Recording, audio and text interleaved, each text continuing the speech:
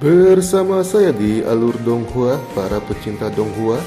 Alur cerita ini merupakan lanjutan dari novel Against the Sky Supreme atau Nitian Zizun. Bagi kalian yang belum subscribe, silakan di subscribe dan jangan lupa klik lonceng notifikasi di pojok kanan atas untuk mendengarkan episode selanjutnya. Di episode sebelumnya, setelah Taoist Binking mengetahui bahwa jiwa janin Tan Yun adalah jiwa janin langka yaitu emas, dia sangat berharap agar Tan Yun masuk dalam kompetisi besar 9 garis dari pintu dalam dan mencoreng nama 8 kepala panatua lainnya yang telah meremehkannya. Di awal cerita, tepatnya di Pagoda Ruang dan Waktu Biji Sesawi kelas menengah bernomor 666, setelah Tan Yun menjara cincin Qian Kun Yeling, dia tidak hanya mendapatkan 5 juta batu roh kelas menengah, tetapi juga jenis api tingkat rendah yang dia rindukan bernama Xiao Yan Tian Huo. Pada saat ini, Tan Yun memejamkan mata, berkonsentrasi agar api Xiao Yan Tian Huo ditelan oleh api Hong Meng yang ada di telapak tangan kanannya. Sementara di telapak tangan kirinya, api biru tipe S ditelan oleh api es Hong Meng. Waktu berlalu, 8 hari telah berlalu di dunia luar, dan sementara 24 hari telah berlalu di menara. Tan Yun yang sedang duduk bersila tiba-tiba membuka matanya dan 2 sinar cahaya yang bersemangat keluar dari mata bintangnya. Saat ini nyala api Hong Meng telah memasuki peringkat kedua dan dalam sekejap ini bisa membakar senjata spiritual tingkat tinggi menjadi abu. Dalam pikirannya, nyala api Hong Meng menembus ke telapak tangan kanan Tan Yun. Diam-diam, itu tidak diragukan lagi adalah kartu truf paling kuat ketika menghadapi musuh, kecuali formasi pedang pembantaian Hong Meng. Tan Yun tahu betul bahwa jika dia ingin maju ke api Hong Meng dan api es Hong Meng, dia harus menghabiskan sejumlah besar batu roh dengan membeli atau mendapatkan benih api dan api dengan tipe es. Setelah mengambil keputusan, Tan Yun tidak segera berlatih, tetapi dengan ekspresi membunuh di wajahnya, dia berbisik pada dirinya sendiri. 29 hari telah berlalu di menara, dan dalam 25 hari lagi, saya akan meninggalkan menara ini. Yakin Duan Zhen, berdasarkan kekuatanku sendiri, aku tentu saja bukan lawanmu, tetapi aku memiliki sarana untuk menghancurkanmu. Saat ini, Tan Yun memiliki keyakinan penuh dalam menyempurnakan jimat harta karun ofensif tingkat rendah. Kekuatan jimat itu sebanding dengan serangan kekuatan penuh dari pembudidaya tingkat ketiga dari alam penyempurnaan jiwa. Namun, itu tergantung pada jenis atribut dalam menyempurnakan jimat tersebut. Tapi, untuk Tan Yun yang keterampilan jimatnya mengguncang langit dan bumi, berbagai jimat yang disempurnakan jelas merupakan yang paling kuat dari atribut yang sama. Saat jimat terbentuk, kertas jimat gelap yang panjangnya 1 kaki 3 inci dan lebar setengah kaki 1 inci memancarkan tirai cahaya hitam. Jika adegan ini dilihat oleh para panatua dari garis jimat atau pumai, mereka pasti akan menjatuhkan rahangnya. Pada waktu yang sama, Duan Zhen meminum anggur roh melihat dengan santai ke arah pagoda bernomor 666 dan matanya dipenuhi rasa dingin. Tan Yun, besok akan menjadi hari kematianmu. Keesokan harinya, matahari terbit, terdengar suara ledakan. Boom! Perlahan pintu pagoda ruang dan waktu biji sesawi perlahan terbuka. Sebelum Tan Yun melangkah keluar dari pagoda, dia merasakan kesadaran spiritual yang kuat dan mengunci dirinya. Tan Yun memperhatikan napas itu datang dari aula otorisasi beberapa mil jauhnya dan berjalan menuju aula otorisasi tanpa menunjukkan tanda-tanda. Tan Yun berjalan sepanjang jalan ke aula tersebut. 9 dari 10 murid yang dia temui di jalan menggepalkan tinjunya dan menyapa. "Hai Kakak Tan, kapanpun dan dimanapun yang kuat akan dihormati." Tan Yun selalu mengangguk dan menunjukkan senyum kepada mereka yang menyapa dirinya. Melangkah ke ruang otorisasi, Tan Yun membungkuk sedikit dan menyerahkan token kepada Diaken Duan Zhen. "Tuan Diaken, murid ini mengembalikan token."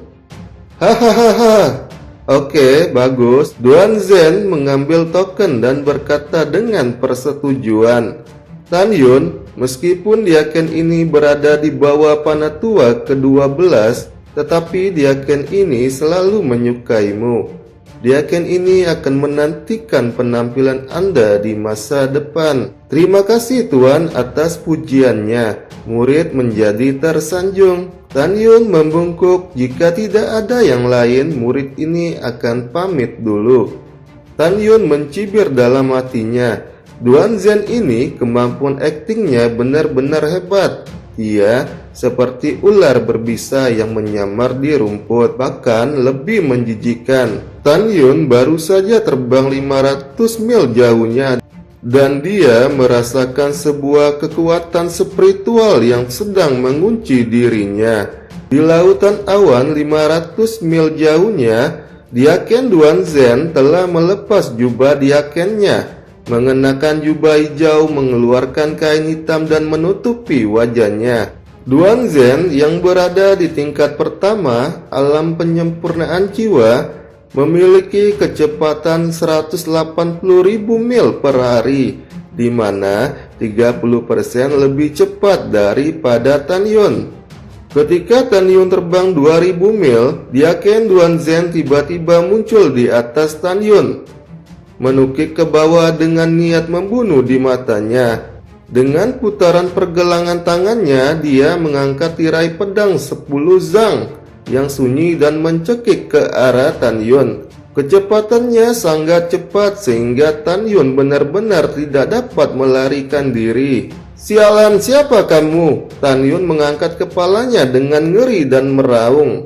"Bajingan tercela, tentu saja aku yang menginginkan hidupmu, dan aku akan mengantarmu ke neraka." "Hahaha." Duan Zhen tertawa dan tiba-tiba pedang 10 zang meledak dengan mengeluarkan cahaya pedang emas dingin. Setiap cahaya pedang mencapai tingkat yang menakutkan, itu sangat besar, sehingga membuat radius beberapa mil menjadi hampa. "Duan Zhen, aku sudah menyiapkan sesuatu untukmu saat ini," ucap Tan Yun sambil bergumam dalam hati. "Jimat Nansan sedingin es, berikan dia pukulan keras." Mengikuti teriakan Tan Yun, tiba-tiba jimat ofensif Nansan sedingin es yang bertubuh gelap bangkit dari langit. Tiba-tiba sebuah lingkaran muncul dengan gelombang kehampaan sepanjang 10 mil menelan Duan Zhen dengan seberkas cahaya. "Sial, dasar bajingan!" Diaken Duan Zhen berteriak kaget dan ingin bergegas keluar dari gelombang tersebut.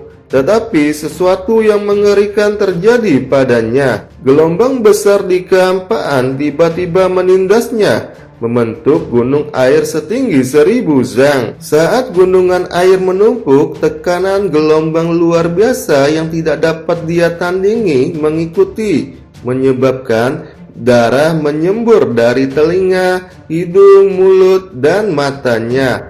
"Apa yang terjadi? Oh, tidak!" Dalam ratapan tragis Diaken Duan Zhen, tulangnya retak dan patah, tubuhnya menjadi cacat, dan sementara darah yang menyembur keluar dari mulutnya dibekukan oleh lapisan es. Pada saat ini, dari kejauhan tubuh Diaken Duan Zhen sudah berdarah dan mengerikan. Samar-samar matanya menoleh ke arah Tan Yun dan memohon belas kasihan. "Mengapa Anda takut? Bukankah Anda ingin membunuh saya?" Tan Yun menginjak pedang terbang mengejek Duan Zhen. Apakah Anda berupaya memohon belas kasihan? Ucap Tan Yun. Diaken Duanzhen mengedipkan matanya dengan susah payah berkata, Tan Yun, tolong jangan bunuh aku. Duanzhen yang tubuhnya berlumuran darah memohon belas kasihan. Aku tahu, aku salah. Namun, Panatua ke-12 mengetahui bahwa Anda membunuh Yeling muridnya. Jadi, dia mengatur saya dan saya juga dipaksa untuk membunuh Anda. Tidak masalah, apakah Anda dipaksa atau tidak. Tan Yun membuka mulutnya dengan senyum iblis. Yang penting hari ini kamu akan mati, dan dia, Panatua ke-12, akan mati cepat atau lambat. Setelah berbicara, Tan Yun berjongkok menjara cincin Qian Kun dari jari Duanzhen dan mengantonginya. Tan Yun, tolong jangan bunuh aku. Lalu Diaken Duanzhen mencoba segala cara untuk memohon belas kasihan kepada Tan Yun. Tan Yun, aku belum ingin mati, mohon maafkan aku. Tan Yun, jangan. Diaken Duanzhen menjerit ketakutan. Tiba-tiba napasnya berhenti. Lalu Tan Yun menghancurkan wajahnya dengan wajah dingin. Diaken Duanzhen pun akhirnya mati. Setelah itu Tan Yun mengambil napas dalam-dalam bergumam dan berkata, Panatua ke-12, dalam setahun itu akan menjadi hari kematianmu.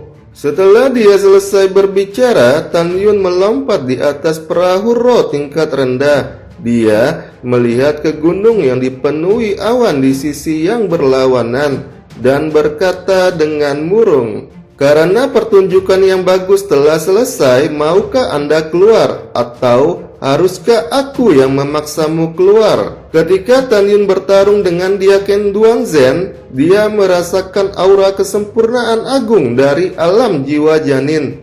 Dan dia menggunakan indera spiritualnya untuk mengetahuinya. Setelah Tan Yun selesai berbicara, tidak ada yang menjawab untuk waktu yang lama. Angin bertiup serta dedaunan di puncak gunung yang berlawanan tampak kosong. Karena kamu tidak ingin keluar, maka aku akan memaksamu keluar. Dengan teriakan keras tersebut, Tan Yun mengendarai perahu Ro seperti semburan petir hitam, menembak ke arah puncak gunung 5 mil jauhnya. Tiba-tiba suara panik bergema di langit, dan di antara getaran pepohonan di puncak gunung, 3 murid yang mengenakan kostum garis jiwa suci menginjak pedang terbang dan melarikan diri.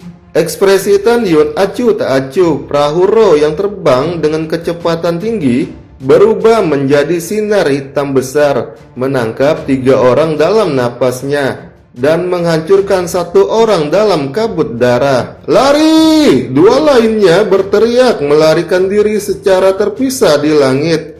Tinggalkan hidupmu. Di bawah kendali indera spiritual Tan Yun, perahu Ro menabrak seorang melalui kampaan. Dia melakukan langkah ilahi Hongmeng seperti hantu di matahari terbenam, menembak jatuh dengan perahu Ro. Setiap kali itu melintas, itu membentang sejauh 200 meter.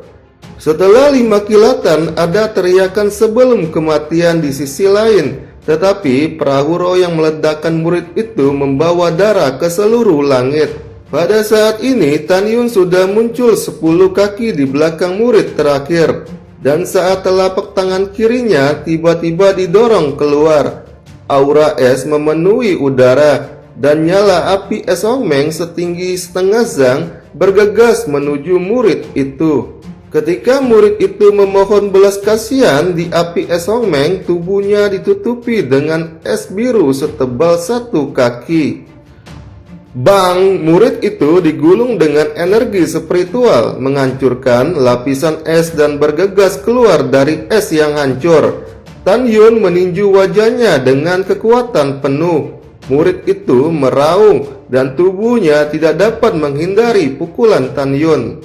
Tan Yun tidak pernah berpikir bahwa dia akan sangat mudah untuk membunuh 2 orang dan menangkap 1 orang hidup-hidup.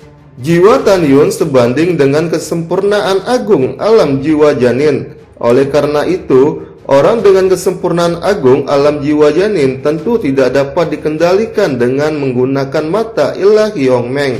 Biarkan dia menjawab pertanyaanku dengan jujur, ucap Tan Yun. Tan Yun berhenti di tepi perahu roh. Murid itu ditangguhkan dalam kehampaan dan berkata dengan suara rendah, "Apakah Taois jiwa suci yang memintamu untuk datang? Katakan padaku." Wajah murid itu memerah dan dia berkata terbata-bata, "Saudara Tan Yun, bisakah Anda mengampuni hidupku?" "Hehehe, bagaimana menurutmu?" Tan Yun berkata tanpa ragu. "Katakan, jangan biarkan aku mengulangi kataku untuk kedua kalinya." Murid itu ragu-ragu sejenak, matanya kosong. Seharusnya kepala Panatua yang memberikan perintah itu, dan Panatua ke-9 meminta kami untuk membunuhmu. Mendengarkan itu, Tan Yun yang tanpa ekspresi memutar lehernya dan memutarkan tubuhnya. Murid itu akhirnya tergeletak dan mati. Lalu Tan Yun bergumam dalam hati, "Kepala Panatua ke-9, tunggu saja aku. Ketika kekuatanku telah cukup kuat, aku akan datang membunuh Anda berdua." Sekian dan terima kasih buat kalian yang belum subscribe, silahkan di subscribe. Dan jangan lupa klik lonceng notifikasi di pojok kanan atas untuk mendengarkan episode berikutnya. Bye.